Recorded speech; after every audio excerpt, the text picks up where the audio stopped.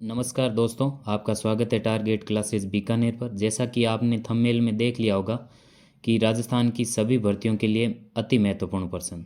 तो दोस्तों आज अपने करेंगे लगभग 50 क्वेश्चन जो कि राजस्थान की सभी भर्तियों की दृष्टि से महत्वपूर्ण साबित होने वाले हैं। अब अपने करते हैं क्वेश्चन। देखो पहला क्वेश्चन क्या दे रखा है। पहला क्वेश्चन अपने को दे रखा है कि निम्न में से कौन सी प्रथा ग्रास्य जनजाति में नहीं है। अब देखो कौन सी प्रथा ग्रास्य जनजाति में नहीं है, तो वो है डाम प्रथा। डाम प्रथा है वो ग्रास्य जनजाति के अंदर नहीं है।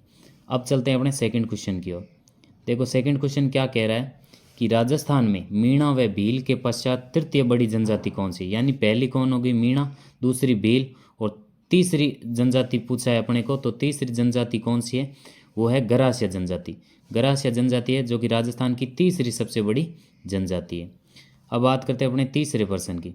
ये कह रहा है कि मीणा जनजाति मुख्य कितने वर्गों में बंटी हुई है। तो देखो राजस्थान में मीणा जो जनजाति है वो दो मुख्य वर्गों में बंटी हुई है। ठीक है, अब चलते हैं अपने चौथे क्वेश्चन की ओर। चौथा क्वेश्चन क्या कह रहा है कि निम्न में से कौन सी जनजाति ऐसी है जो मकान बनाकर नहीं रहती है। तो देखो इसमें कौन सी है, जो को गाड़िया लुहार है ना, ये जनजाति ऐसी है जो अपना घर बनाकर नहीं रहती है। उसके बाद में बात करते हैं अपने पांचवें क्वेश्चन की। तो ये कह रहा है कि भील जनजाति के लोगों के घर को क्या कहते हैं। भील जनजाति के घर को देखो यहाँ पर थोड़ा मिसप्रिंट हो रखा है। तो अपने ये क्वेश्चन ऐसा कह रहा है कि भील जनजाति के लोगों के घर को क्या कहते हैं, या लोगों के घर क्या कहलाते हैं। तो भील जनजाति के जो घर होते हैं ना उसको कू बोला जाता है। ठीक है, कू उसको बोला जाता है। अब बात करते हैं अपने छठे क्वेश्चन की। देखो ये कह रहा है कि राजस्थान में सहरिया जनजाति की सर्वाधिक जनसंख्या किस जिले में। तो राजस्थान में जो सर्वाधिक जनसंख्या है ना सहरिया जनजाति, वो 12 जिले के अंदर निवास करती है। उसके बाद में अगर बात करें अपने सातवें क्वेश्चन की, तो राजस्थान की ऐसी कौन सी जनजाति है जिसके जिसके लोग मेलों में अपना जीवन साथी चुनते हैं। ये मोस्ट एंड इम्पोर्टेंट क्वेश्चन है दोस्तों। ये कह रहा है कि राजस्थान की ऐसी कौन सी जनजाति है जिससे लोग मेलों में अपना जीवन साथी चुनते हैं। तो ये कौन सी जनजाति होगी, ये होगी सहरिया जनजाति। सहरिया जनजाति ऐसी है जो अपना जीवन साथी किसमें चुनती है, मेलों के अंदर चुनती है। अब बात करते हैं अपने आठवें क्वेश्चन की। आठवां क्वेश्चन कह रहा है कि सहरिया जनजाति के मुखिया को क्या कहा जाता है। देखो सहरिया जनजाति के मुखिया को कोतवाल कहा जाता है। ठीक है, कोतवाल इसको कहा जाता है। अब बात करते हैं अपने नौवें क्वेश्चन की। नौवां क्वेश्चन कह रहा है, अच्छा बात करते हैं अपने नौवें क्वेश्चन की। तो देखो नौवां क्वेश्चन क्या कह रहा है। नौवां क्वेश्चन कह रहा है कि जाट, गुज्जर, माली, कलसी आदि जातियां किस हिंदू जाति के अंतर्गत आती है। तो वो आती है काश्तकार की। किसके आती है, काश्तकार के अंतर्गत आती है। उसके बाद में बात करें अपने 10वें क्वेश्चन की। तो 10वां क्वेश्चन कह रहा है बीकानेर के संस्थापक राव बीका को राज्य स्थापित करने में कौन सी जाति ने सहायता की थी। तो देखो वो कौन सी जाति थी, वो जाति थी जाट जाति। ठीक है, अब बात करते हैं अपने 11वें क्वेश्चन की। 11वां क्वेश्चन कह रहा है कि राजकुमारों को दूध पिलाने के लिए किस जाति की महिला को दाई रखा जाता था। तो देखो राजकुमारों को जो दूध पिलाने के लिए गुज्जर जाति की जो महिला होती थी उनको दाई रखा जाता था। ठीक है, देखो दाई का मतलब होता है माँ, दूध पिलाने वाली माँ। अब बात करते हैं अपने 12वें क्वेश्चन को। 12वें क्वेश्चन का मतलब है देखो साहिबुद्दीन गोरी के समय जो बागवानी करने के कारण माली कहलाए वे निम्न में से कौन से हैं। तो वे कौन से थे, वो थे क्षत्रिय। ठीक है, वो क्षत्रिय थे। उसके बाद में बात करते हैं अपने 13वें क्वेश्चन की। तो 13वां क्वेश्चन क्या कह रहा है कि निम्न में से कौन सा संप्रदाय सबसे प्राचीन है जिसके जन्मदाता शंकराचार्य माने जाते हैं। तो देखो इसमें सबसे जो कह रहा है कि संप्रदाय सबसे प्राचीन कौन सा है, तो सबसे प्राचीन जो संप्रदाय है वो है जोगी संप्रदाय।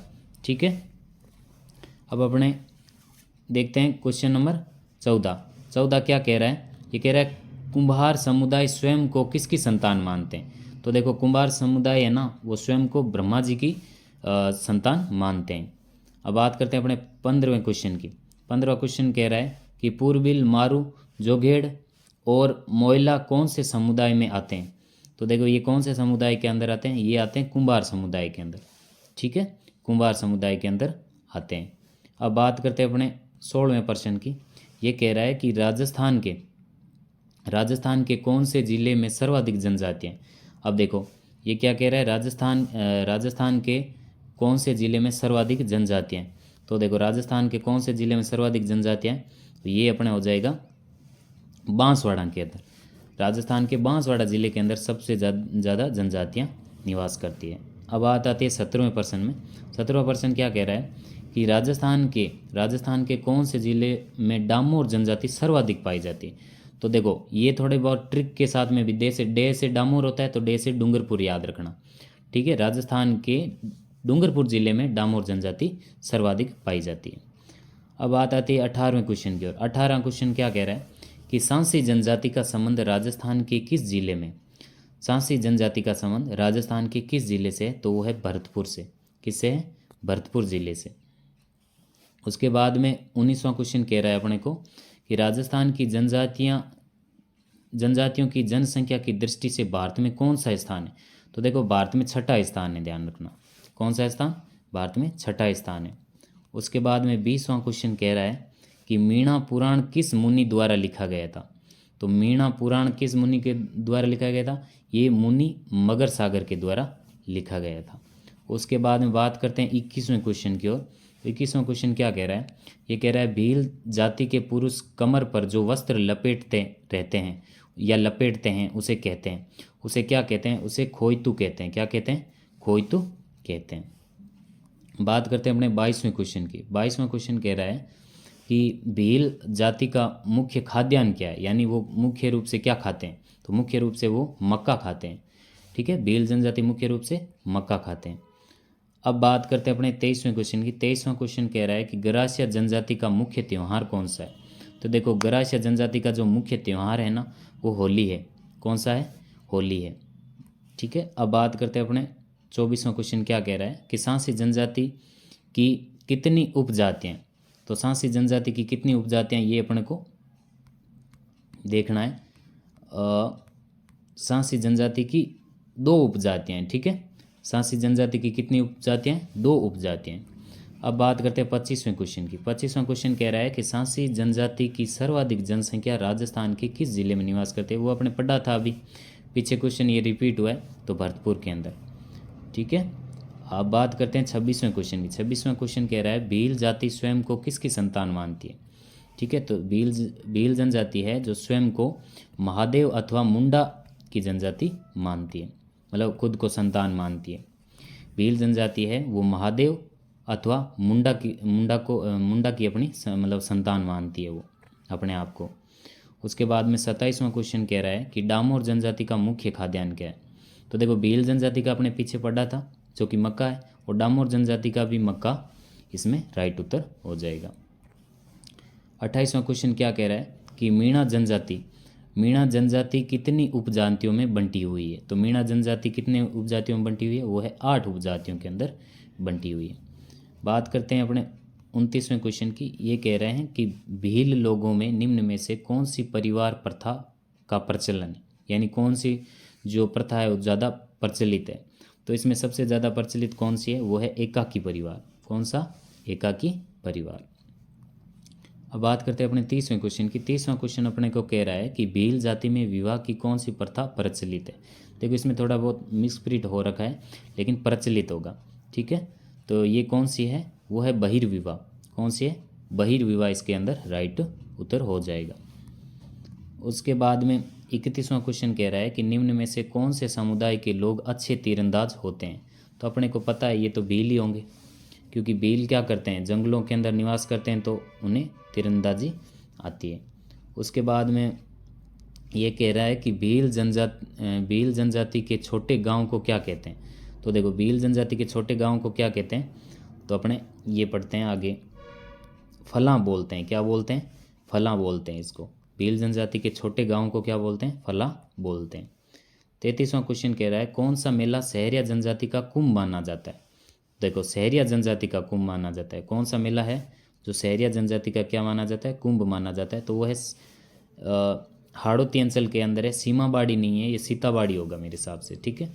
ये थोड़ा गलत दिखा रखा है, इसमें सीताबाड़ी राइट उत्तर हो जाएगा।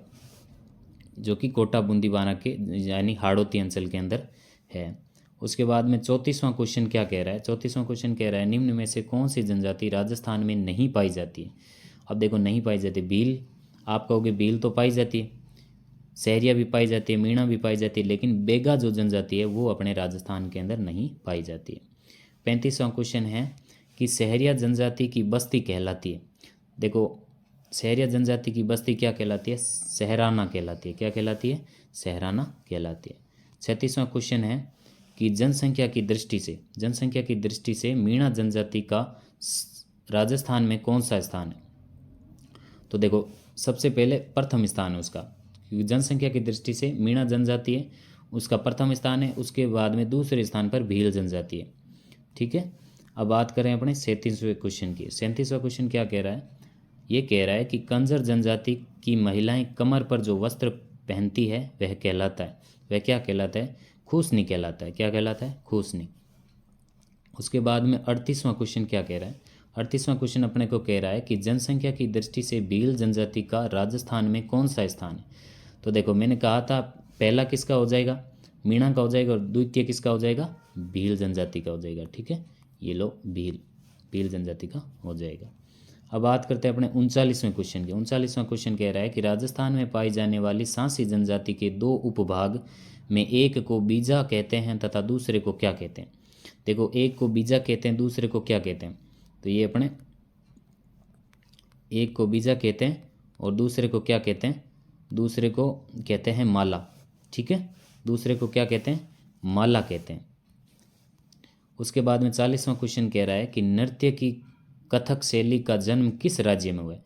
नृत्य की जो कथक शैली का जो संबंध है, जो नृत्य का जन्म है वो हुआ है राजस्थान से। ठीक है, 41वां क्वेश्चन क्या कह रहा है, ये कह रहा है कि जयपुर घराने के प्रथम प्रवर्तक कौन थे। तो वो थे भानुजी थे। कौन थे, भानुजी। उसके बाद में 42वां क्वेश्चन कह रहा है जयपुर घराने की मुख्य विशेषताएं।